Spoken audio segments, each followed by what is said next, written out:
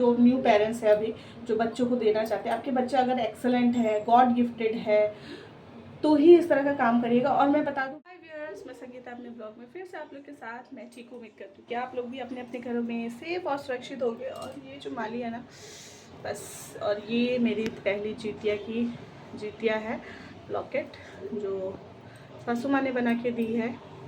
तो पहले जीतिया कहा जाता है कि सासू माँ ही देती है। तो ये देखिए,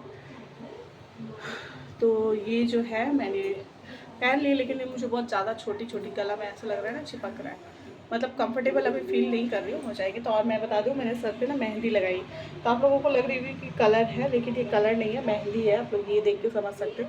सारे हेयर वाइट होना एक इतनी बड़ी प्रॉब्लम हो गई है, मतलब कि इसका कोई सोल्यूशन मुझे नहीं नज़र आ रही है। सारे मेरे हेयर ना, मतलब समय से पहले ही, पहले तो एक दो जितने थे सब सफ़ेद थे, अब तो मतलब सामने की भी सफ़ेद जैसे हो रही है, जैसे मम्मी लोगों की होती है वो वैसी हो रही है। तो मैंने आज थोड़े से, कल ही मैंने भिगो के, मैं सोची थी कल ही लगाऊंगी, लेकिन कल बिल्कुल टाइम नहीं मिली, तो आज लगा रही हूँ। और यहाँ मैं अब यहाँ बनाने आई हूँ खाना का तैयारी कर रही हूँ, लंच का तैयारी कर रही हूँ। तो ये है नहीं, तो बस खाने की तैयारी कर लेती हूँ और आप लोग से शेयर कर लूँगी क्या क्या करने वाली हूँ। तो सबसे पहले मैं हमेशा की तरह चढ़ाऊँगी दाल।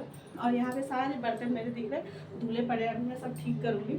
तो मेरा क्या होता है, जब मैं किचन में आती हूँ ना, तो मैं साथ ही साथ दाल चावल चढ़ाने के साथ साथ तब बर्तन भी ठीक करने लगती हूँ। ऐसा नहीं कि बर्तन पहले मैं ऐसे ही करती थी, लेकिन जब टाइम मैंने देखा कि मेरे साथ मैनेज मैं नहीं कर रही हूँ टाइम का, मतलब बर्तन पहले ठीक कर लो, मैं जब तक बर्तन ठीक करते रहती हूँ तब तक चावल के दाल के हुसल आते रहते हैं, तो इससे मेरी काम आगे बढ़ती रहती है। हाँ बेटा,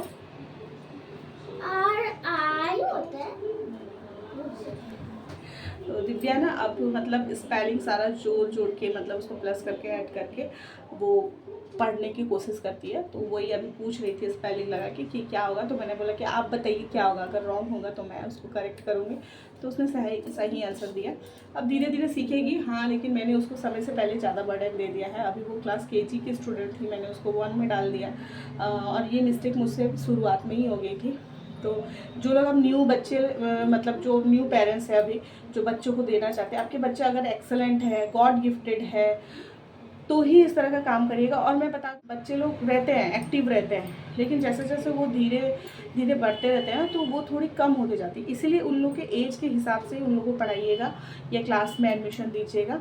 ये नहीं कि हाँ मेरा बच्चा बहुत, हाँ बहुत के बच्चे बहुत एक्सेलेंट होते हैं, लेकिन वो अगर एक्सेलेंट उसके एज के हिसाब से चला जाए तो वो बहुत ज़्यादा ही उसके माइंड डेवलप होगी, और ना कि मेरी तरह गलती करिएगा।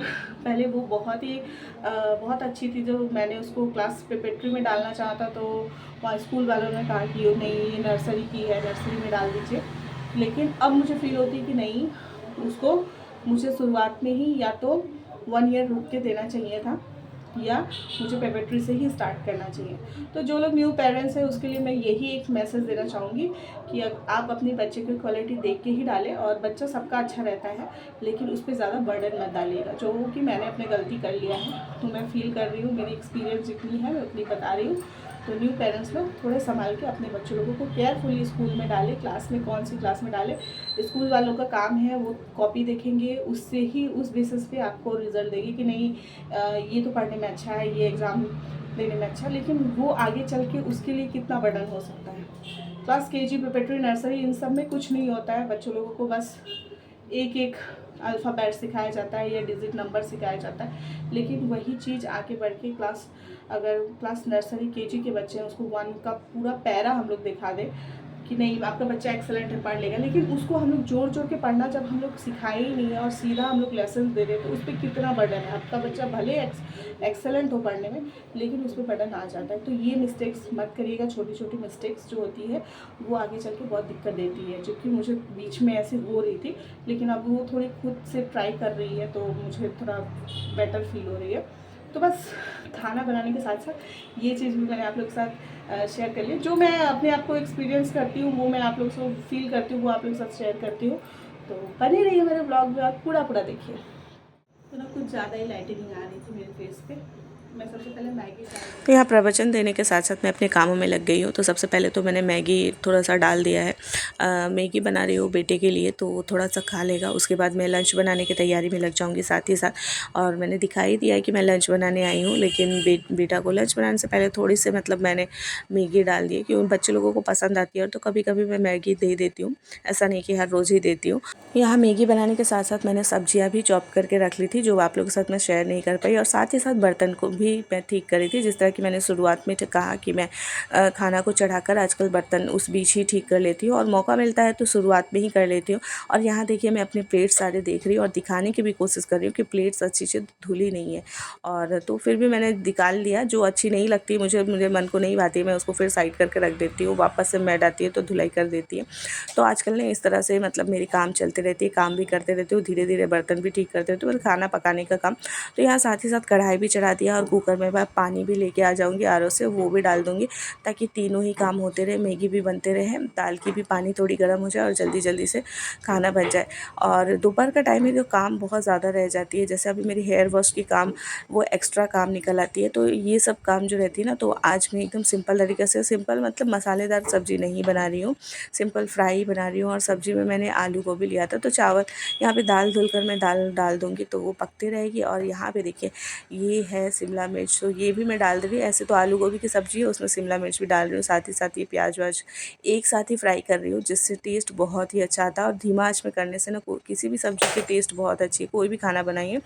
तो यहाँ पे मैं सब्ज़ी देखिए, मैगी तो बनकर तैयार है, वो ठंडी होने के लिए भी मैंने साइड करके रखी है, और दाल भी चढ़ी है, साथ ही साथ सब्ज़ी बना रही हूँ। तो इसी तरह मेरे काम चलते रहती है। साथ ही साथ मैं आज कुछ और भी सोच रही थी, और ये बता दूँ, ये ब्लॉग मेरी थर्सडे की जो मैं आज आप लोगों के साथ शेयर कर रही हूँ। तो उस टाइम मैं कुछ और भी सोच रही थी कि नवरात्रि आ गई है, तो नवरात्रि के लिए मैं क्या करूँ, तो मैं अपनी बेटी को कैसा लुक दूँ, किस तरह सजाऊँ, वो आप लोगों के साथ शेयर करूँगी। तो देखिए किस तरह मैंने सजाया है, तैयार किया है। आप लोग जो लोग शॉर्ट वीडियो देखे होंगे उन लोगों को तो ये लुक दिख ही गया होगा। तो बताइएगा आप लोगों को कैसी लगी मेरी छोटी सी दुर्गा माता रानी, जो इस बीच अभी मेरे से बहुत पिटाई खा रही है जो कि मैं चाह कर भी, मैं चाहती हूँ कि ना एकदम बिल्कुल पिटाई मत ना करो, लेकिन क्या ही कर सकती हूँ, इस माता रानी को मुझे पिटाई करना पड़ रहा है, क्योंकि एग्ज़ाम चल रही है। और जो भी मैं उसको करा रही हूँ, पता नहीं उसके दिमाग से क्यों निकल जा रही है, और मेरा गुस्सा एकदम हाइपर हो जा रहा है। तो ये है मेरी माता रानी का लुक कैसा लगा इसी बीच में मैं बोल रही हूँ, बता दीजिए। और इसी वजह से आप लोगों को थोड़ी सी मेरी गली ना गली बोल रही हूँ, गले जो मेरा गला है वो फंसा फंसा सा लग रहा होगा। बच्चे लोगों पे बहुत ज़्यादा चिल्लाना हो रहा है, और ये सिर्फ पढ़ाई के वजह से, और एग्ज़ाम के इतना बर्डन है, जिस वजह से ना मेरा गला एकदम फंसा फंसा सा हो गया, और मैं ना चाह के भी मुझे चिल्लाना पड़ रहा है। तो ये रही मेरी माता रानी। इन सब एग्ज़ाम की बातों को साइड में रखते हुए माता रानी को देखिए, और कैसी लगी माता रानी के लोग। और इस बीच इस टाइम में कौन आया था वो भी मैं आप लोग को दिखाऊंगी, और जो अहम भूमिका होती है ना, वो निभाने के लिए शायद भगवान ने भेज दिया था। तो देखिए मेरी माता रानी बैठी है हमेशा की तरह अपने सवारी पे, शेर पे।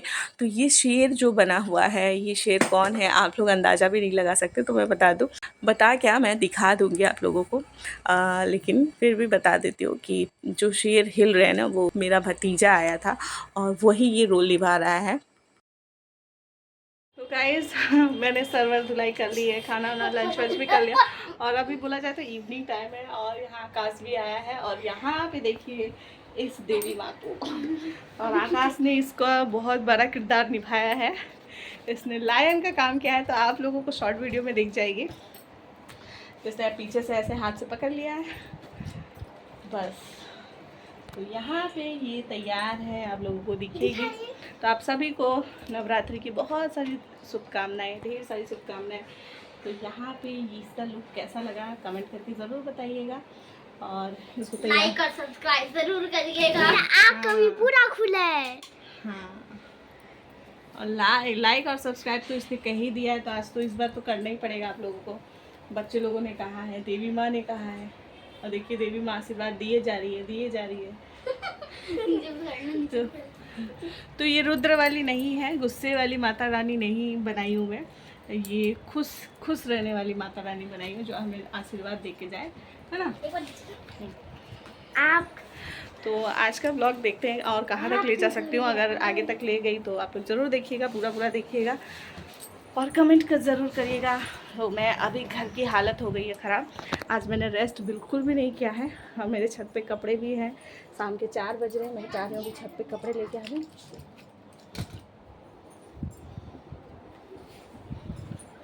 और जगह पे रख दे दूँ।